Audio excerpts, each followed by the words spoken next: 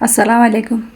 আজকে আপনাদেরকে আলু, গাজর এবং বিটরুট ভাজি কিভাবে করে দেখাবো, আসেন দেখি। প্রথমে 2টা পেঁয়াজ কুচি, পরিমাণ মতো তেল, 2টা রসুন কুচি, সামান্য পরিমাণে আদা বাটা, এগুলা দিয়ে ভালো করে ভেজে তারপর কেটে রাখা সবজিগুলা দিয়ে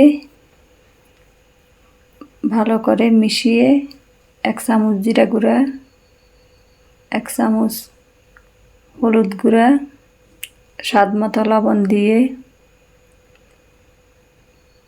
ভালো করে মিশিয়ে 10 মিনিট হালকা আঁচে ভেজে নিতে হবে।